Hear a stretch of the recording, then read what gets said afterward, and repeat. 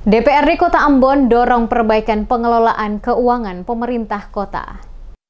Komisi 1 DPRD Kota Ambon mendorong perbaikan tata kelola keuangan pemerintah Kota Ambon di bawah kepemimpinan Wali Kota Bodewin Watimena dan Wakil Wali Kota Eli Toisuta.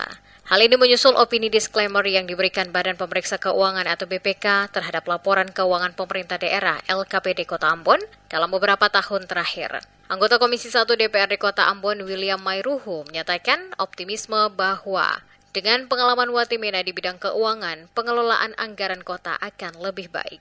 Ia menekankan pentingnya efisiensi anggaran sesuai dengan kebijakan pemerintah pusat agar hak-hak masyarakat serta layanan publik dapat berjalan optimal. DPRD katanya mendukung penuh langkah kepala daerah dalam memperbaiki tata kelola keuangan Pemkot Ambon.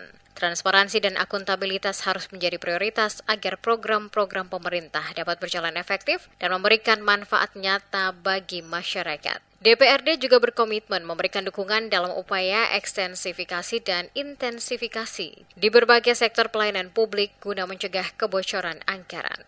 Kami sangat yakin bahwa dengan kepemimpinan Pak Bodewin dan Ibu Eli, keuangan kota ini akan kembali ditata dan semua pegawai-pegawai dan semua orang yang berhubungan dengan pelayanan masyarakat Kota Ambon itu dapat terlayani dengan baik kembali. Karena kami sama-sama tahu, publik juga mengetahui banyak hak-hak pegawai yang belum bisa terselesaikan akibat dari PAD Kota Ambon yang masih ada dalam pengejaran target-target sesuai dengan APBD yang diputuskan.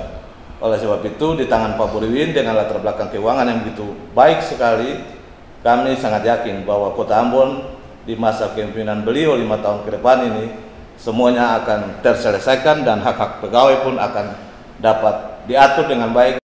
Selain itu, DPRD berencana meninjau ulang kebijakan anggaran yang diterapkan untuk memastikan efektivitas penggunaan dana serta keselarasan dengan kebijakan nasional. Oleh karena itu, pihaknya berharap pada tahun pertama kepemimpinan Bodewin Eli, pemerintah Kota Ambon dapat meningkatkan statusnya menjadi minimal opini wajar dengan pengecualian atau WDP.